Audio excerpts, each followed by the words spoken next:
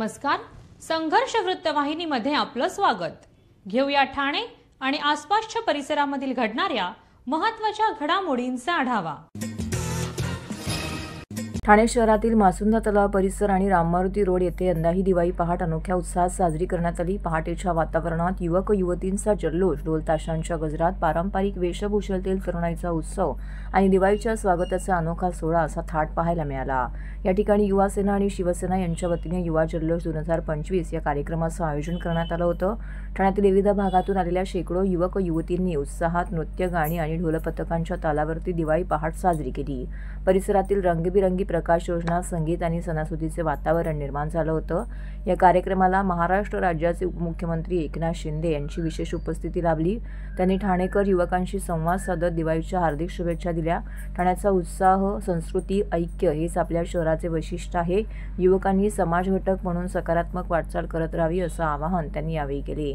यावेळी परिवहन मंत्री प्रताप सरनाईक, खासदार नरेश म्हस्के, युवा सेना कार्याध्यक्ष पूर्वेश सरनाईक, माजी आमदार रवींद्र फाटक, कार्यक्रमाचे आयोजक, युवा सेना कोर कमिटी सदस्य, ठाणे लोकसभा अध्यक्ष नितीन लांडगे, आमदार संजय केळकर, आमदार निरंजन डावकरे, शहर प्रमुख हेमंत पवार, निखिल बुजडे, स्थानिक लोकप्रतिनिधी, शिवसेना व युवा सेनेचे पदाधिकारी तसेच नागरिक मोठ्या संख्येने उपस्थित होते।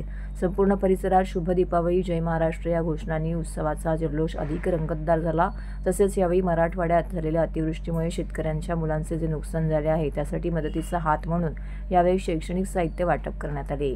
कार्यक्रमाविषयी अधिक माहिती कार्यक्रमाचे आयोजक युवा सेनेचे ठाणे लोकसभा अध्यक्ष नितीन लांडगे यांनी प्रसारमाध्यमांशी बोलताना दिले आहे।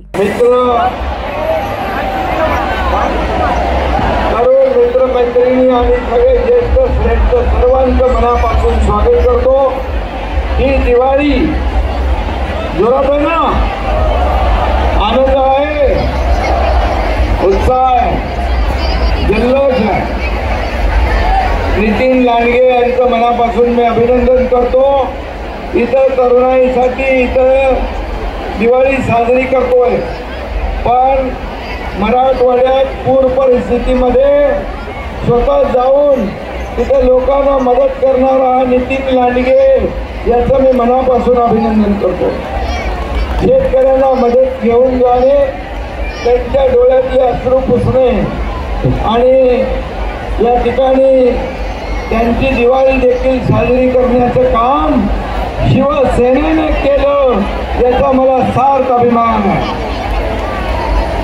आणि तिकडचे मराठवाड्याचे पालकमंत्री प्रताप सरनाईक यांनी देखील त्या भागामध्ये कार्यकर्त्यांसह शेतकऱ्यांची दिवाळी काळी होऊ नये म्हणून त्यांच्यासोबत दिवाळी साजरी केली।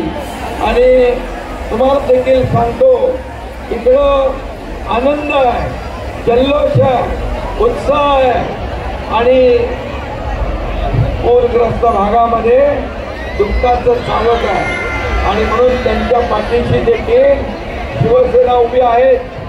महायुती सरकार पण ताकदीने उभं आहे। शिवसेना युवा सेनेची दिवाळी पहाट म्हटलं की अतिदिव्यपणा आलाच, परंतु यावेळेस मराठवाड्यामध्ये अतिवृष्टीमुळे जे शेतकऱ्यांचं नुकसान झालेलं आहे त्यामुळे ह्यावेळेस युवा सेना ही सामाजिक भान जपत दिवाळी पहाट साजरी करणार आहे।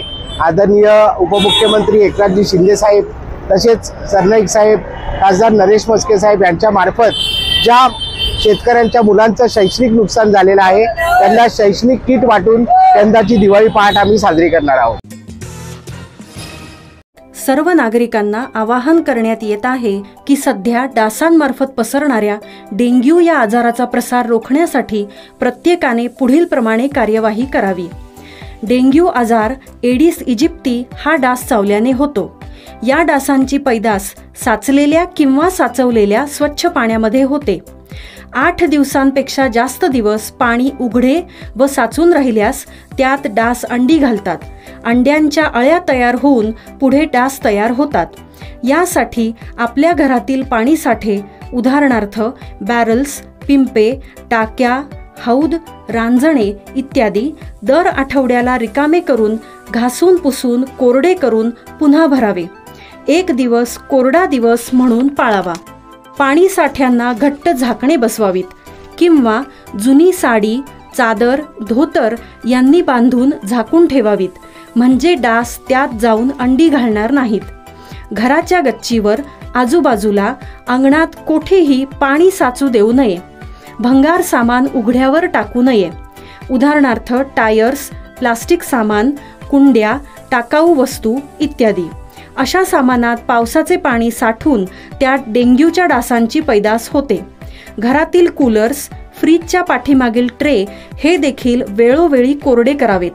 लक्षात ठेवा, नुसत्या फवारणीने डास घनता कमी होत नाही, तर त्यासाठी डास पैदास ठिकाणे नष्ट करणे ही आपल्या सर्वांची जबाबदारी आहे.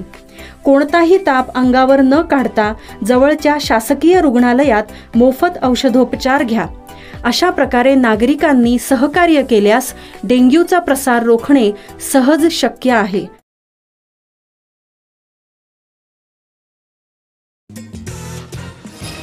आमदार संजय केळकर यांच्या संजय फाउंडेशन संस्थेच्या माध्यमातून एक फराळ सफाई कामगारांसह या कार्यक्रमाचं आयोजन दादोजी कोंडदेव स्टेडियम येथील कामगार पेटी नंबर 1 येथे करण्यात आलं होतं.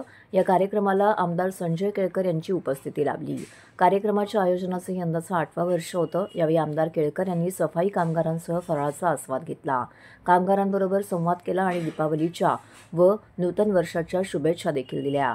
कामगारांना त्यांचा हक्क मिळावा याकरिता माझा सतत लढा राहील. मी कामगारांच्या पाठीशी खंबीरपणे उभा आहे असं देखील केळकर यांनी सांगून समान वेतन, वेतनवाढ, सफाई कामगारांना सुख सुविधा मिळाव्यात, वारसा हक्क इत्यादी विषयांवरती त्यांनी कामगारांशी संवाद साधला. सफाई कामगारांनी यावेळी त्यांच्यासाठी केलेल्या कार्याबद्दल आमदार केळकर यांना गुलाबाचे पुष्प देऊन कृतज्ञता व्यक्त केली. गेली 7 वर्षे आम्ही सफाई कामगारांच्या बरोबर निरनिराळ्या ठिकाणी फराळ खातो. म्हणजे फराळ एकत्र बसून खातो, गप्पा मारतो आणि एक हा अनौपचारिक कार्यक्रम आम्ही दरवर्षी करतो. सफाई कामगारांच्या करता वर्षभर निरनिराळे त्यांच्या समस्या, त्यांच्या सुखदुःखामध्ये सहभागी होत असताना हा सफाई कामगार हा खरा कुठल्याही शहराचा रक्षक आहे, आरोग्य रक्षक आहे, आरोग्य सेवक आहे. आणि त्या भावनेने आमच्या या सगळ्या सफाई कामगारांच्या महिला, माता आणि बाकी पुरुष सफाई कामगार हे अतिशय आवर्जून या ठिकाणी येतात आणि दिवाळीच्या निमित्ताने एकत्र आम्ही फराळ करतो, गप्पा मारतो. आणि मला असं वाटतं की समरसता या माध्यमातूनच निर्माण होत असते. समाजामध्ये एकरूपता आणि एकजुटता जर आणायची असेल तर अशा प्रकारच्या कार्यक्रमाच्या माध्यमातून एक चांगली जवळीक देखील या निमित्ताने निर्माण होते आणि पुढच्या काळामध्ये देखील त्यांच्या सन्मानाकरता, त्यांच्या सुविधेसाठी आणि त्यांच्या सुरक्षेकरता आम्ही पुढच्या काळामध्ये देखील काम करत राहणार आहोत. महाराष्ट्राचे उपमुख्यमंत्री एकनाथ शिंदे यांच्या वतीने ठाणे पूर्व येथील अष्टविनायक चौकामध्ये संगीतमय दिवाळी पूर्वसंध्या आयोजित करण्यात आली होती. दिग्गज गायक कलाकारांच्या उपस्थितीमध्ये ही मैफिल रंगतदार झाल्याची माहिती खासदार नरेश म्हस्के यांनी दिली. दीपावली सण दिव्यांचा, मांगल्याचा, स्नेहाचा आणि नव्या उमेदीने उभे राहण्याचा आहे. वर्षभर प्रत्येकजण आपापल्या दिनचर्येमध्ये व्यस्त असतो. सणांच्या माध्यमातून एकत्र येण्याची, आनंदाची देवाणघेवाण करण्याची यामुळे संधी मिळते. दीपावलीचा आनंद एकत्र येऊन द्विगुणित करण्यासाठी स्वर दीपावली या संगीत मैफिलीचं आयोजन उपमुख्यमंत्री एकनाथ शिंदे यांनी केलं होतं. अभिनेत्री सोनाली कुलकर्णी, प्रसिद्ध गायिका बेला शिंदे, चंदन कांबळे, कविता राम, विश्वजित बोरवणकर, रवींद्र खोमणे या कलाकारांच्या उपस्थितीमध्ये ही स्वर मैफिल रंगतदार झाली. ठाणेकर संगीत रसिकांसाठी दीपावली निमित्त ही सुरेल पर्वणी असून लाईव्ह परफॉर्मन्स बघण्यासाठी रसिकांची उपस्थिती येथे पाहायला मिळाली. उपमुख्यमंत्री एकनाथ शिंदे, सौभाग्यवती लता शिंदे, परिवहन मंत्री प्रताप सरनाईक, खासदार नरेश म्हस्के, शिवसेना सचिव राम रेपाळे, माजी महिला आघाडीच्या जिल्हा संघटक मीनाक्षी शिंदे, कल्याण जिल्हा प्रमुख गोपाळ लांडगे यांसह अनेक मान्यवर येथे मोठ्या संख्येने उपस्थित होते. की आपले पूर्वग्रस्त भागातले कार्यकर्ते त्यांच्या संकटामध्ये त्यांच्या मागे उभे राहिले आणि शेवटी सरकारने देखील, मुख्यमंत्री स्वतः, मी अजितदादा निर्णय घेतला, मंत्रिमंडळाने निर्णय घेतला की यावेळेस मात्र शेतकऱ्यांना मोठं संकट आहे. शेतकऱ्यांवर सगळ्या अटी शर्ती बाजूला ठेवून आपल्याला शेतकऱ्यांच्या मागे उभं राहायला पाहिजे. हे महायुतीचं सरकार शेतकऱ्यांचं, कष्टकऱ्यांचं, माझ्या लाडक्या बहिणींचं सरकार, लाडक्या भावांचं. आणि म्हणून आपत्ती तिथे शिवसेना, शिंदे हे समीकरण आपण गेले अनेक वर्ष पाहतो. मग कोल्हापूर सांगलीचा पूर असू द्या, महाड चिपळूणचा पूर असू द्या, अगदी महाराष्ट्राच्या बाहेर उत्तराखंडचा पूर असू द्या, केरळचा पूर असू द्या, त्या ठिकाणी आपले शिवसैनिक हजारो लाखो लोकांना मदत घेऊन गेले. हा इतिहास आहे. आणि म्हणून स्थानिक स्वराज्य संस्थांच्या बरोबर तसंच करायचं. जे सावत्र दुष्ट भाऊ आपल्या योजनेत खोडा घालत होते ना, त्यांना चांगला दाखवायचा. आणि म्हणून मी आपल्याला खूप खूप शुभेच्छा देतोय. काही लोक इकडे येऊन जातात, छोटे मोठे लंग्या फटाके फोडतात, पण आपला एकच मोठा अटंबा असतो. अपना एकीच अटंबा अपोजिशन वालों का थोड़ा सा काम था. राजकीय बोलाय तुम्ही, आज आनंदाचा दिवस आहे. राजकीय मी काय बोलत नाही. खरे फक्त काय इथे येऊन छोटे लग्न वगैरे फोडून गेले, त्यांचा समाचार मी नंतर घेणार आहे. पण मी आपल्याला एवढंच सांगतो की आपल्या सगळ्यांच्या शुभेच्छांमुळे, आपल्या सगळ्यांच्या आशीर्वादामुळे मी या राज्यामध्ये सगळीकडे काम करतो, याचा आनंद आहे. मी नेहमी एवढंच सांगतो की जी जबाबदारी मिळेल त्या जबाबदारीचं सोनं करा. त्या जबाबदारीचा सर्वसामान्य लोकांना फायदा काय होईल तो पहा. मला काय मिळालं यापेक्षा मी जनतेला काय दिलं हे महत्वाचं आहे. आणि मी किती कमवलं, संपत्ती ऐश्वर्य यापेक्षा मी माणसं किती कमवली आणि माणसाचं प्रेम किती कमवलं हे माझ्यासाठी महत्वाचं. आणि म्हणून तुमचं हे प्रेम जे आहे गेले अनेक वर्ष मला मिळत आहे. आणि म्हणून त्यामुळे मला ऊर्जा प्रेरणा मिळते. सगळ्याच लोकांची, लहान थोर ज्येष्ठ सगळे लोक, दिव्यांगांपासून सगळे लोक सोबत आहेत. आणि म्हणून आपल्या सगळ्यांच्या आशीर्वादामुळे या राज्याला आपल्याला पुढे न्यायचं आहे. या राज्याची प्रगती करायची आहे. सर्वसामान्य माणसाच्या आयुष्यात चांगले दिवस आणायचे आहेत. आणि म्हणून ही दिवाळी आपल्या सगळ्यांच्या आयुष्यामध्ये चांगले दिवस घेऊन येऊ द्या. सुखाचे, समाधानाचे, आनंदाचे दिवस येऊ द्या, हीच प्रार्थना. ठाणे शहरात जयभवानी नगर वागळे इस्टेट परिसरातील स्वर्गीय धर्मवीर आनंद दिघे उद्यानाचे सुशोभीकरण सोहळा महाराष्ट्र राज्याचे माजी मुख्यमंत्री विद्यमान उपमुख्यमंत्री एकनाथ शिंदे यांच्या हस्ते मोठ्या उत्साहात संपन्न झाला. या सोहळ्यात वागळे इस्टेट परिसरातील नागरिकांचा उत्स्फूर्त प्रतिसाद मिळाला. कार्यक्रमास खासदार नरेश म्हस्के, माजी आमदार रवींद्र फाटक, शिवसेना सचिव राम रेपाळे, स्थानिक माजी नगरसेवक एकनाथ भोईर, माजी नगरसेविका एकता भोईर, युवा सेनेचे ठाणे लोकसभेचे उपाध्यक्ष यज्ञेश भोईर, युवराज भोईर तसेच शिवसेनेचे सर्व उपविभाग प्रमुख, शाखा प्रमुख, उपशाखा प्रमुख, सर्व शिवसैनिक, युवा सैनिक, महिला आघाडी, अनेक पदाधिकारी, कार्यकर्ते आणि स्थानिक मान्यवर मोठ्या संख्येने उपस्थित होते. या प्रसंगी मुख्यमंत्री एकनाथ शिंदे यांनी ठाण्यातील विकास कामांमध्ये धर्मवीर आनंद दिघे यांच्या विचारांचा प्रभाव आजही कायम असल्याचं सांगितलं. ठाणे हे धर्मवीरांच्या कार्यामुळे ओळखले जाते. ठाणे हे धर्मवीरांच्या कार्यामुळे शिवसेनेचा गड म्हणून ओळखले जाते. शहरातील प्रत्येक भागात सुविधा निर्माण करून नागरिकांना चांगलं वातावरण मिळावं हेच आमचं ध्येय आहे, असे ते म्हणाले. माजी नगरसेवक एकनाथ भोईर, माजी नगरसेविका एकता भोईर यांच्या सातत्यपूर्ण पाठपुराव्यामुळे या उद्यानाचं सुशोभीकरण पूर्णत्वास गेले आहे. उद्यानात महिलांसाठी, ज्येष्ठ नागरिक व ज्येष्ठ नागरिकांसाठी ओपन जिम, लहान मुलांसाठी विविध आकर्षक खेळणी, नागरिकांसाठी शुद्ध पिण्याच्या पाण्याची व्यवस्था करणारा आरो प्लांट भव्य प्रवेशद्वार येथे उभारण्यात आलेला आहे.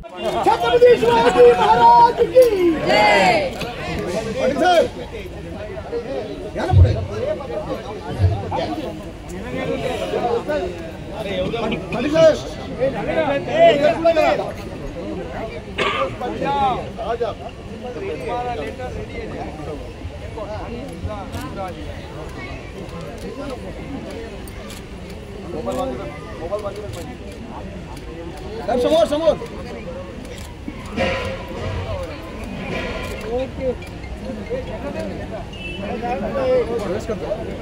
गुरुवर्य धर्मवीर आनंद दिघे साहेब उद्यान जय भवानी नगर.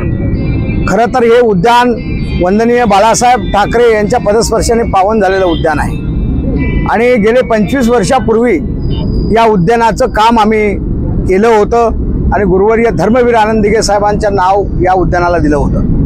ते उद्यान त्याच पद्धतीने, त्याच जोशाने आज परत रिनोव्हेशन केलं आणि या ठिकाणी विविध सुविधा, मग ते ज्येष्ठ नागरिकांना ओपन जिम असू द्या, युवकांना ओपन जिम असू द्या, बालगोपाळांना खेळणी असू द्या, महिलांसाठी ओपन जिम असू द्या, त्याचबरोबर या ठाणे शहरातच नव्हे तर मी तर सांगेल ठाणे जिल्ह्यामध्ये आरो प्लांट कुठल्याही उद्यानमध्ये नाही. अगदी शुद्ध पाणी, जे बिस्लरीचं पाणी आपण 20 रुपये बाहेर बाटली घेऊन पितो त्या प्रकारचा प्लांट या ठिकाणी लावलेला आहे. सर्वसामान्य लोकांना या ठिकाणी शुद्ध पाणी पिण्यासाठी मिळावं, त्यांच्या आरोग्याची काळजी ही गुरुवर्य दिघे साहेबांना होती आणि त्याचबरोबर एकनाथ शिंदे साहेबांना सुद्धा आहे.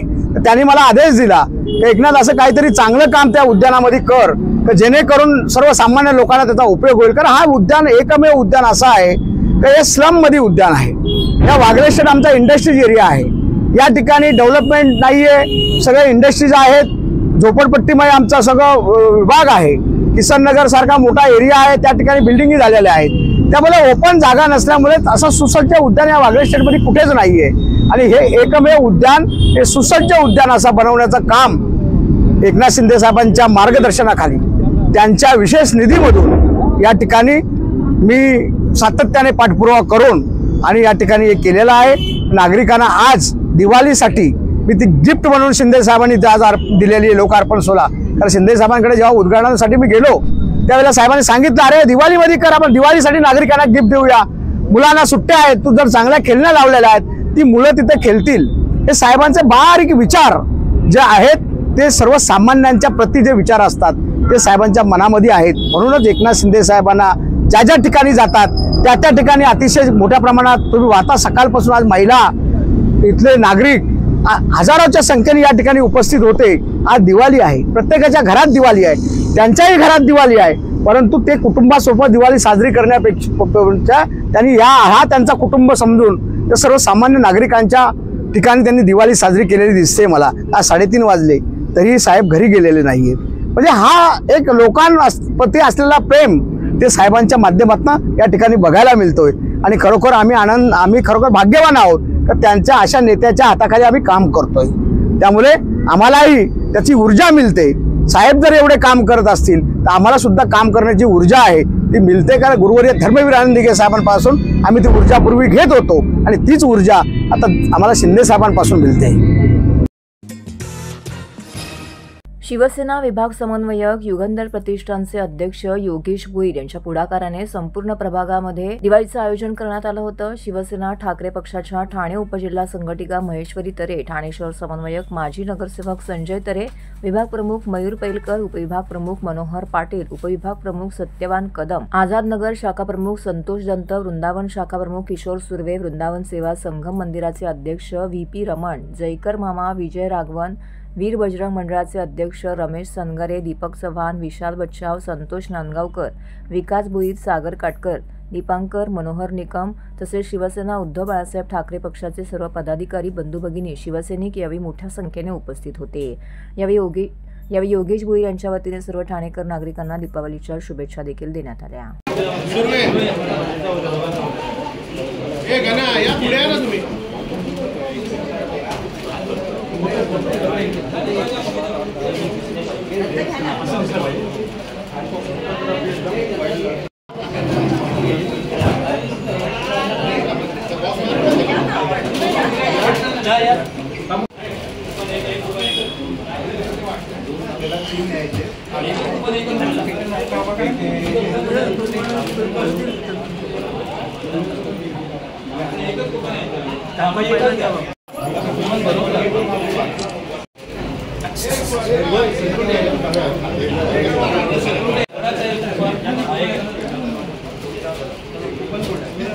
नमस्कार, जय महाराष्ट्र. सर्वप्रथम सर्व नागरिकांना दीपावलीच्या हार्दिक शुभेच्छा. ही दिवाळी सर्वांना सुखाची, समृद्धीची आणि भरभराटीची जावो. आजचं कार्यक्रम घेण्याचं उद्दिष्ट हेच आहे की जे सुरक्षा रक्षक जे 24 तास आपल्या सुरक्षेसाठी 365 दिवस कार्यरत असतात आणि सण असो काय असो ते त्यांची ड्युटी नेहमी बजावत असतात. अशा वेळी दिवाळी त्यांच्या समवेत आनंद लुटण्याचा हा कार्यक्रम आम्ही आयोजित केला आणि सर्वांच्या साथीने हा कार्यक्रम यशस्वी होण्यास मदत झाली. विभाग प्रमुख मयूर पेलकर, आमच्या उपजिल्हा संघटिका महेश्वरीताई तरे, संजयजी तरे, शाखा प्रमुख संतोष दंत, विभाग प्रमुख उपविभाग प्रमुख मनोहर पाटील आणि आमचे कदम साहेब, किशोर सुर्वे आणि शंकर शिंदे साहेब या सर्वांनी कार्यक्रमास सहकार्य करून कार्यक्रमाची शोभा वाढवण्यास मदत केली, त्याबद्दल त्यांचा आभार. आणि सर्व सुरक्षा रक्षकांना खूप खूप दिवाळीच्या शुभेच्छा.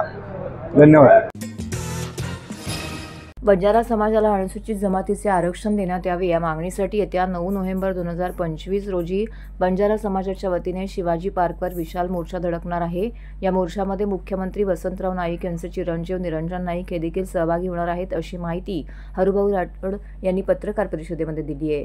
राज्य सरकारने 1,34,000 तरुणांना मुख्यमंत्री युवा कार्य प्रशिक्षण योजनेअंतर्गत प्रशिक्षणार्थी म्हणून नोकरीवर घेतलं होतं. आज मितीला त्यातील 75% तरुणांचं प्रशिक्षण संपलेले आहे. आता त्यांना 1 रुपयाही मिळत नाही. या तरुणांनी आज ठाणे जिल्हाधिकारी कार्यालयावरती मोर्चा आणला होता. या मोर्चाला संबोधित केल्यानंतर काही युवतींनी हरिभाऊ राठोड यांचं औक्षण केलं. तसेच हरिभाऊ राठोड यांनी दिवे प्रज्वलित करून बंजारा भाषेत गाऱ्हाणे मांडले. त्यानंतर झालेल्या पत्रकार परिषदेत हरिभाऊ बोलत होते. 9 नोव्हेंबर रोजी मुंबईचे ऐतिहासिक मैदान शिवाजी पार्क दादर या ठिकाणी दीपावली मिलन महामेळावा होणार असून जय सेवालालचा नारा देत पांढरं वादळ मुंबईत धडकणार आहे. बंजारा समाजाला एसटी प्रवर्गाचे आरक्षण मिळेपर्यंत या लढ्यात खंबीरपणे उभे राहणार असून बंजारा समाजासाठी वसंतराव नाईक हे देवतुल्य आहेत. तसेच निरंजन वसंतराव नाईक हे त्यांच्या विचारांचे पाईक असल्यामुळे ते सुद्धा बंजारा समाजाकरिता देवतुल्य आहेत. भारतीय संस्कृती ही राजाच्या मुलाला राजा आणि त्यांच्या मुलाला नेता, साधू संतांच्या कुटुंबातील साधू, संत महाराज, महंत म्हणणारे आहेत. वसंतराव नाईक यांच्या मुलांनी या आंदोलनात उडी घेतल्यामुळे आंदोलनास बळकटी मिळणार आहे.